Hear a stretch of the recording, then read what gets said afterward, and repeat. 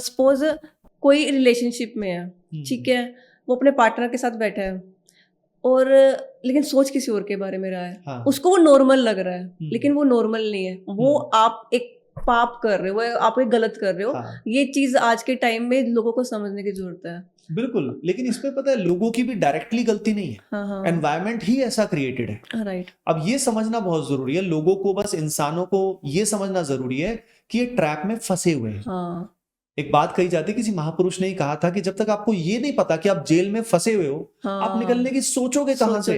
बिल्कुल सही बात तो है। सबसे बड़ी जरूरी बात यह है कि उनको समझ पाना कि कैसे हम एक जेल में फंसे हुए, एक्सेप्ट कर लेना कैसे हम इंद्रियों के गुलाम बने हुए हैं और इसमें हम सुख को सोच रहे हैं। सुख जो है वो इंद्रियों जनित सुख होता नहीं है, वो प्लेजर कुछ टाइम के लिए आता है, फिर कुछ और चाहिए, फिर और ज्यादा चाहिए, तो इट डजंट मैटर।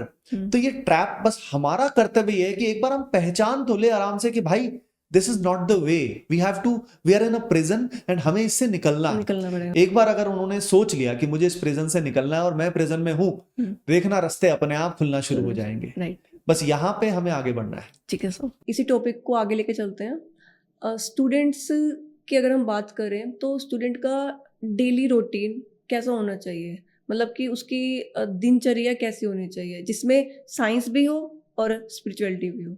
बहुत सिंपल है, स्पिरिचुअलिटी में बहुत ज्यादा समय देने की जरूरत नहीं है स्टूडेंट को। अभी एक बार बेस लाइन क्लियर कर ले, यानी सुबह हाफ एन आवर दे दे और एक बार इवनिंग में हाफ एन आवर दे दे। सुबह उसको सही समय पे उठना बहुत जरूरी है।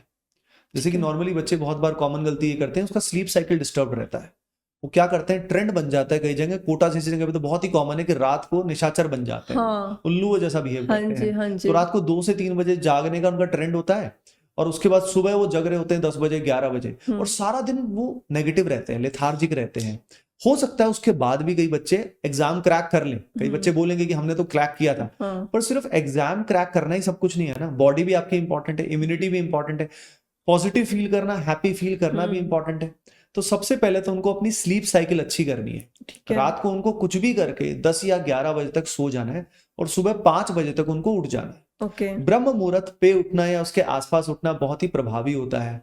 और जब उस समय हम उठते हैं तो दिन का जो पहला 1 घंटा है वो बच्चों के लिए गेम चेंजिंग हो सकता है। अच्छा। अगर उस 1 घंटे में उन्होंने फॉर एग्जाम्पल बाहर घूमने चले गए, थोड़ा नेचर में टाइम स्पेंड किया, तो ब्लड फ्लो अच्छा होगा। एक्सरसाइज करेंगे, थोड़ा योग आसन करेंगे, अनुलोम विलोम, थोड़ा प्राणायाम करेंगे और फिर 15-20 मिनट के लिए वो प्रे कर सकते हैं, आराम से प्रभु के साथ बैठ सकते हैं, नाम जप कर सकते हैं, मेडिटेट कर सकते हैं या सिंपली इंट्रोस्पेक्शन भी कर सकते हैं। जब वो इंट्रोस्पेक्शन करते हैं ना, यानी अपने इमोशंस को देखते हैं, वो भी प्रभु से मिलने जैसा ही है।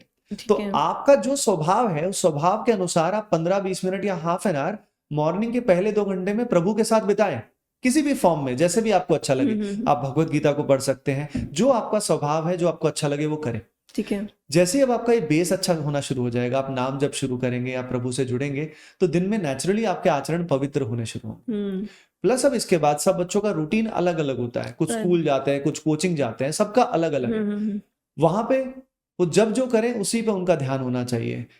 फोन का यूज मिनिमाइज करना चाहिए जहां पे उनकी नीड नहीं, क्योंकि बच्चे आजकल एक कॉमन, सब बच्चे आजकल सबसे कॉमन गलती यही करते हैं, वो सोचते हैं कि फोन से पढ़ाई करेंगे, फोन से पढ़ाई करेंगे।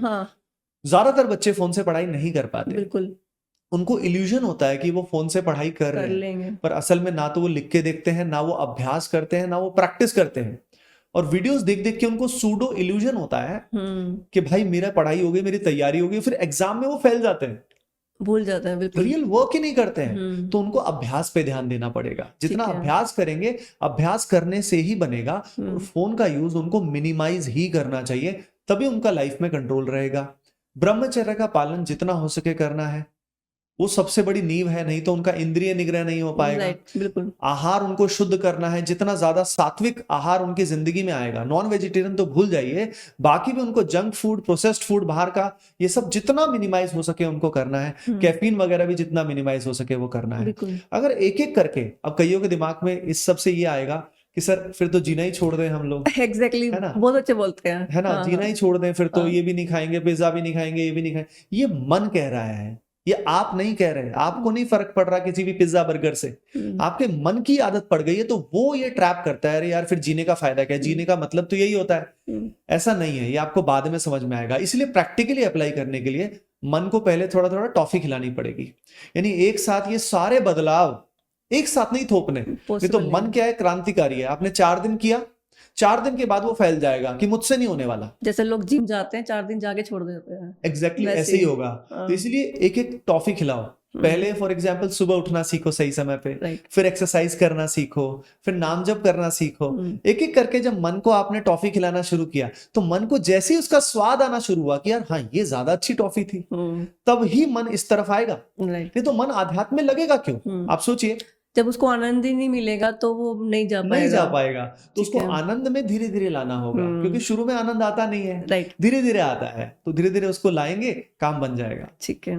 स्टार्टिंग में तो ऐसा होता है ना कि अगर आप सपोज चैंटिंग भी कर रहे हो तो मुश्किल से भी आप 10 मिनट भी नहीं कर पाते, क्योंकि आपका ना मन बहुत जगह भागता है। आपका मन ये भी होएगा कि यार मेरी वो सीरीज का वो वाला एपिसोड रह गया है, उसको देख लूँ, अरे क्रिकेट मैच आ रहा होगा उसको देख लूँ, मुझे उससे बात करनी है, मुझे अपने फ्रेंड से बात करनी है, हमने वहाँ पर जाना था घूमने के लिए, उससे पूछ लेता हूँ। तो मन बहुत ज़्यादा जगह आपको लेकर के जाएगा स्टार्टिंग में, लेकिन आपको आहिस्ता आहिस्ता थोड़ा थोड़ा टाइम बढ़ा करके उधर की साइड ही जाना पड़ेगा। बिल्कुल परफेक्ट, ऐसे ही।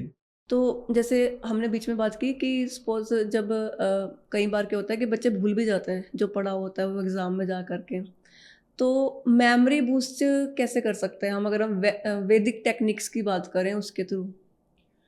मेमोरी जो है ना वो बहुत अच्छी रहती है जब माइंड शांत रहता है। ओके। और मेमोरी का सबसे स्ट्रॉन्ग जो रिलेशन होता है वो शांत मन से होता है। तो मेमोरी अपने आप अच्छी हो जाती है। मेमोरी के 2 पार्ट है, एक तो है कोई भी नई चीज को अच्छे से सुनना, समझना, ग्रैस्प करना, और दूसरा हिस्सा है उसको ठीक से रिटेन करना लंबे समय तक। ठीक है। ये दोनों हिस्से ही तब अच्छे हो जाते हैं जब माइंड शांत रहता है। ठीक है। अब मन शांत कैसे होगा?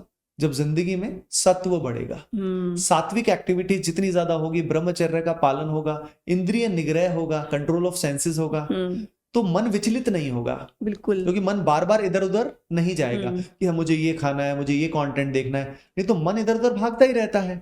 तो जब वो शांत हो जाएगा तो उस पर आत्मा का प्रतिबिंब पड़ता है, उससे हमें सुख मिलता है, तो हम हैप्पी फील करेंगे। जब हम खुशी से कोई भी एक्टिविटी करेंगे तो हमें मेमोराइज करने की नीड ही नहीं पड़ेगी, हमें अपने आप ही समझ में आएगा और हमें आनंद आएगा हर प्रोसेस में। तो नेचुरली मेमोरी बहुत अच्छी हो जाएगी। मतलब कहते हैं ना कि जितना कम सामान उतना जीवन आसान। तो मतलब कि अगर आपके पास आपने इधर उधर का सामान कम रखा होगा अपनी लाइफ में और लिमिटेड सामान रखा होगा, लिमिटेड रिश्ते, लिमिटेड चीज़ें, लिमिटेड इधर उधर, तो जितना वो लिमिटेड चीज़ें हैं वो ऑब्वियसली आपके माइंड में रहेगी। ज़्यादा चीज़ें होती हैं तब वो गड़बड़ कर पाता है माइंड। बहुत सुंदर बात आपने कही है कि क्लटरिंग नहीं करना है अपने को। अपनी लाइफ में बहुत कुछ होता है लेकिन फोमो में नहीं फंसना है। फियर ऑफ मिसिंग आउट की वजह से हम बहुत सारा कंटेंट कंज्यूम करते हैं, टीवी सीरीज देखने लग जाते हैं और न जाने क्या क्या हम देखते हैं, खाते पीते हैं फोमो की वजह से, क्योंकि बाकी सब कर रहे हैं तो हमें भी लगता है कि हमें भी करना ही चाहिए।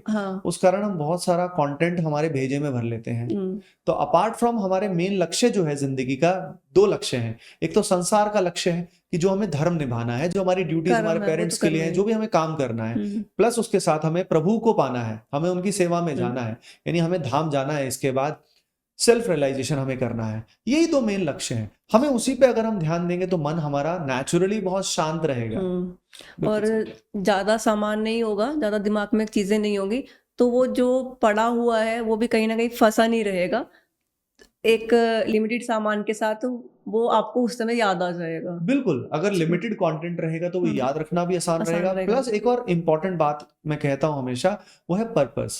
अगर आपका पर्पस क्लियर है ना तो आपकी मेमोरी शार्प अपने आप हो जाती है, क्योंकि आपको पता है कि आपको करना ही है, you have to do it. तो जब वो विल पावर आती है, संकल्प शक्ति आती है, तो भी मेमोरी हमारी बूस्ट होती है। और वो संकल्प शक्ति कहाँ से आती है? वो आत्मा से आती है, वो बहुत गहराई से आती है, इसीलिए फिर वो माइंड पे इम्पैक्ट करता है। ठीक है। तो अगर हमारा किसी चीज को करने का पर्पस होलो है, शैलो है, कोई खास मन नहीं है, लेकिन हम ऊपरी ऊपरी से करना चाहते हैं, फिर आपका मेमोरी साथ नहीं देगी। तो ब्रेन आपका साथ तभी आपको देगा जब आपके अंदर संकल्प है कि मुझे करना ही है भाई ये,